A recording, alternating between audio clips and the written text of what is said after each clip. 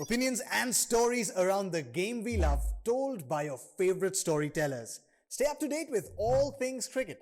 Subscribe to Crickbuzz's YouTube channel and press that bell icon now. It's Crickbuzz Chatter. Adam Collins with Mike Hussey ahead of the second Test match here at Adelaide Oval. Australia were comprehensive victors at the Gabba, and we arrive at a venue that Australia love playing at, especially with the pink ball. Huss, they are hard to touch in these conditions, and they'll be very happy to play here second. Well, that's right. Yeah, they've got a great record playing the pink ball Test matches here in Adelaide. I don't think they've ever lost one. There's been some good contests though along the way, but Australia will have some confidence from that first Test match win at the Gabba, and they'll be looking to go 2-0 up here in Adelaide. It's hard to believe that 12 months ago India were all out 36 here. To think what India have been able to achieve in Test cricket thereafter, but that, I guess, emphasises just the extent to which Australia's quicks like Mitchell Starc, who takes his pink ball wickets at 18, I think, they just love playing in these conditions. Yeah, well, Mitchell Starc in particular has got a great record, but no Josh Hazlewood for Australia, and he's another one that's got an excellent record in these conditions with the pink ball. So there's going to be one change there for the Australians to have to contend with.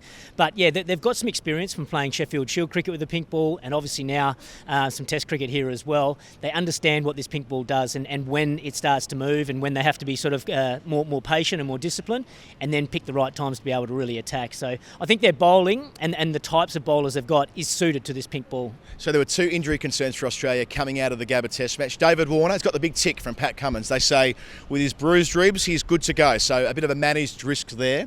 Patrick Cummins has confirmed as well that Josh Hazlewood won't play. He'll be replaced by jumping Jai Richardson, his first Test match in a couple of years, winning that last spot ahead of Michael Neser. Yeah, it's a good selection. Australia's lucky in that they've got some good depth there to cover the loss of Josh Hazlewood, which is going to be a big loss because he's one of the world's best fast bowlers, Josh Hazlewood, and particularly here at the Adelaide Oval. So, Jai Richardson, he had the opportunity to go back to the IPL for the second half of that season, chose not to, chose to stay in Western Australia, prepare with Western Australia in the Sheffield Shield competition in the hope that he'd be available to be picked for the Ashes. It's actually happened. He's now going to play this next Test match here in Adelaide, and he's been in good form for Western Australia. He's a skillful bowler, good pace, not as tall as Josh Hazlewood, a bit skiddier, but he can swing the ball both ways, and he'll be a handful out here in Adelaide. And Warner with those bruised ribs, I'm sure you've played with various injuries and ailments over the years, but that extra level of risk, if England might see that as a vulnerability, surely they'll target those ribs, and if they can hit him again, it might rule him out of the Test and/or series. Yeah, no doubt. It is a risk, and I'm sure it'll be on his mind, and I'm sure, yes, you're right, the English will certainly attack him a little bit. So it's just interesting to watch how David Warner goes about it. It's not nice playing when you have got an injury, and it's on your mind. It's hard to fully concentrate because we know what David Warner can do at this ground. He's got a 100 against Pakistan in a pink ball Test. So I think that might have swayed him to think, okay, I can put up with a bit of pain because I enjoy playing out here. Anderson's declared that he's part of the 12. That's the only selection we know of at this point. England are keeping their cards close to their chest, but one would assume Anderson and Broad are in. Then they've got a big decision to make around Jack Leach. Yeah, it's going to be very interesting to see what the English selections are. It's dangerous, I think, to go into a Test match without a frontline spinner. But for England, what they've got to weigh up is it was a clear tactic from the Australians to really go hard at Jack Leach and try and hit him out of the attack. And they did it with pretty good success up there in Brisbane. So there's going to be some headaches there. I think they're going to probably just have to see how everyone pull up because there would have been some stiff and sore bodies after that first Test match at the Gabba. They're coming off limited preparation. They had to work pretty hard in the heat up there in Brisbane.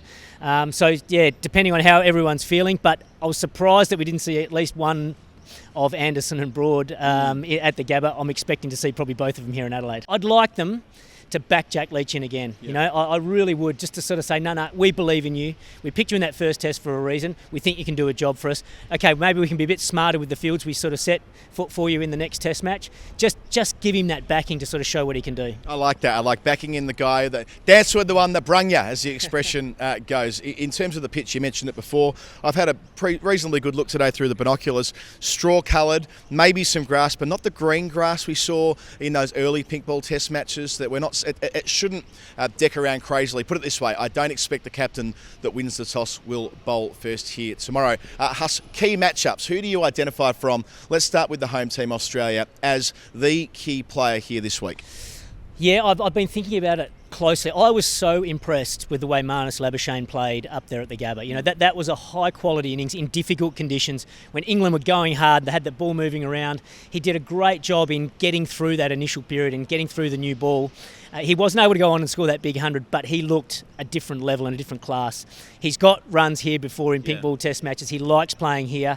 Once he gets in, he's generally hard to dislodge. So he's a key man. He looks like he's in really good touch. But the other one I'm throwing up is Mitchell Starc.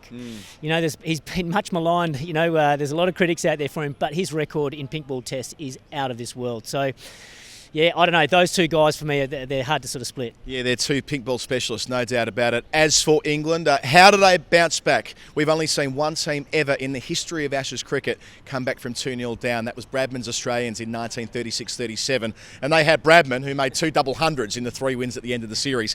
England, bit of a tip here, don't have Bradman. So they need to win here. How do they do it? Who's the player? Who's the key man? Well, they've got Joe Root, and I know he's not Bradman. You know, no one's Bradman, but he is a very, very good player, and he looked brilliant up in Brisbane in that second innings. So, I had him locked in for at least 100, 150, but he was undone with a good delivery from Cameron Green. But I think Jimmy Anderson could be the man. Yeah. You know, the conditions here in Adelaide, if he can get a new pink ball in that twilight or in the dark sort of period, he's going to be a handful. I think back to the last time England played here, and he swung the ball around corners. I think he picked up 5 wickets, and he's going to be on every Australian batsman's mind. When he comes on to bowl, if he can get that ball talking, he is going to be a real handful. It'll be tremendously exciting seeing James Anderson, age 39, with the new ball here at Adelaide through the week. Do not miss a moment of our coverage on CricBuzz through the day on the live blog, on the scorecards, and at Stumps every night. Adam Collins, Mike Hussey with you on CricBuzz Chatter. Until then, goodbye.